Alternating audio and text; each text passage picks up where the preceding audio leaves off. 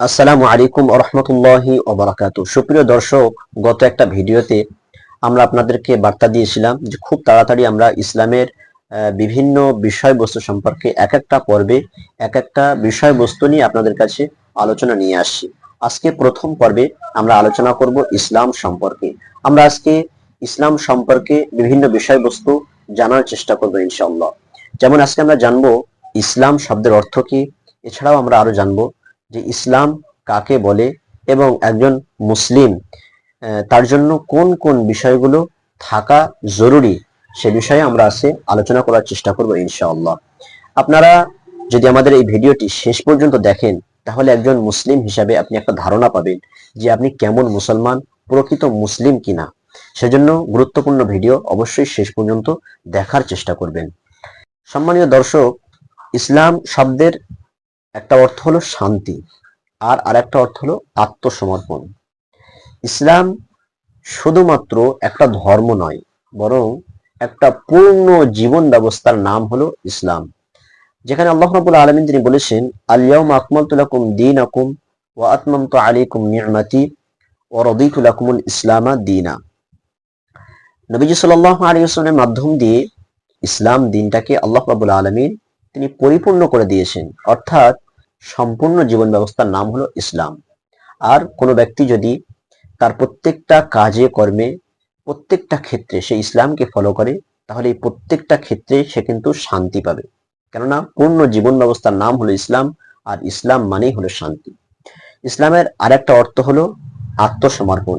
একজন মুসলিম হিসাবে তার রবের কাছে নিজের সব কিছুকে আত্মসমর্পণ করে দেবে, এটার নামই হলো ইসলাম, এর মানেই হলো আত্মসমর্পণ। একজন প্রকৃত মুসলিম তার মধ্যে কোন কোন বিষয়গুলো থাকা জরুরি? একজন প্রকৃত মুসলিম তার প্রথম শর্ত হলো যে আল্লাহ রাব্বুল আলামিনের তাওহীদকে সে বিশ্বাস করবে। আল্লাহ রাব্বুল আলামিনকে এক বলে সে স্বীকার করবে, তিনি একক, তিনি অদ্বিতীয়। তার এই ঈমান থাকবে, এই বিশ্বাস থাকবে যে আল্লাহ রাব্বুল আলামিন তিনি এক, তিনি সব থেকে বড়, তিনি কারোর আওলাদ বা কারোর সন্তান নয়, আর তানার কোনো সন্তান নেই, তিনি একক, অদ্বিতীয়, আর তিনি সব থেকে বড়, সবকিছুর মালিক হলেন তিনি। এই আকীদা, এই বিশ্বাস, এই ইয়াকিন তাকে রাখতে হবে। এছাড়াও একজন প্রকৃত মুসলিম তার মধ্যে ইসলামের যে 5টি স্তম্ভ আছে, এই 5টি স্তম্ভ তার মধ্যে থাকতে হবে, এবং তাকে এই 5টি স্তম্ভ যথাযথ পালন করতে হবে। 5টি স্তম্ভ কি? যেমন প্রথম হলো ঈমান। একজন মুসলমানের ভিতরে ঈমান থাকতে হবে। একজন মুসলমানের ভিতরে দ্বিতীয় নম্বর যে স্তম্ভ, সেটা হলো কি নামাজ।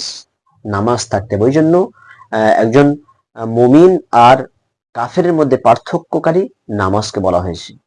নামাজ ইসলামের 5টি ভিতের মধ্য থেকে একটি ভিত, একটি স্তম্ভ। এছাড়াও তৃতীয় স্তম্ভ হলো যাকাত। এছাড়াও রোজা এবং হজ। এই 5টি স্তম্ভ তার ইয়াকিন থাকতে হবে, বিশ্বাস থাকতে হবে, এবং যথাযথ তাকে এই হুকুমগুলোকে মেনে চলতে হবে।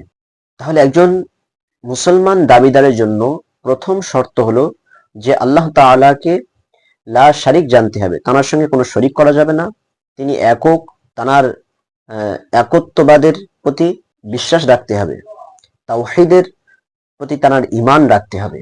এছাড়াও ইসলামের যে সমস্ত স্তম্ভগুলো আছে, মূল বিষয়বস্তুগুলো আছে, সেগুলো তাকে মেনে চলতে হবে। এছাড়াও নবীজি সাল্লাল্লাহু আলাইহি ওয়াসাল্লাম তিনি একটা হাদিসের মধ্যে বলেছেন যে ওই ব্যক্তি ততক্ষণ পর্যন্ত প্রকৃত মুসলিম হতে পারে না, যতক্ষণ পর্যন্ত তার জবান এবং হাত দ্বারা অন্য কোনো মুসলমান সুরক্ষিত না থাকে, হেফাজতে না থাকে। তাহলে একজন প্রকৃত মুসলিমের জন্য এটাও একটা শর্ত যে তার জবানকে সে এতটা হেফাজত করবে, তার জবান দ্বারা অন্য কোনো মুসলমান কষ্ট পাবে না। তার হাতকে সে এতটা হেফাজত করে রাখবে যে তার হাত দ্বারা অন্য কোনো মুসলমান কষ্ট পাবে না। এই হলো একজন মুসলমানের জন্য শর্ত, বা একজন মুসলমানের জন্য যে সমস্ত বিষয়গুলো তার মধ্যে থাকা জরুরি, এই হলো সেই সমস্ত বিষয়। সম্মানিত দর্শক, ভিডিওটি অবশ্যই অন্যদের কাছে শেয়ার করে দেবেন। আমাদের এই ধারাবাহিক প্রোগ্রামগুলো দেখার জন্য অবশ্যই আমাদের এই চ্যানেলটি সাবস্ক্রাইব করে রাখবেন। যারা ফেসবুক থেকে দেখছেন অবশ্যই ফেসবুকটির এই পেজটিতে আপনারা ফলো দিয়ে রাখবেন, তাহলে পরবর্তী ভিডিওগুলো আপনাদের কাছে চলে যাবে ইনশাআল্লাহ। প্রত্যেকেই ভালো থাকবেন। আজকে এই পর্যন্তই, আবার দেখা হবে পরবর্তী পর্বে ইনশাআল্লাহ। আল্লাহ রাব্বুল আলামিন আমাদেরকে আমল করার তৌফিক দান করুন, আমিন। আসসালামু আলাইকুম রহমতুল্লাহি ওয়া বারাকাতুহু।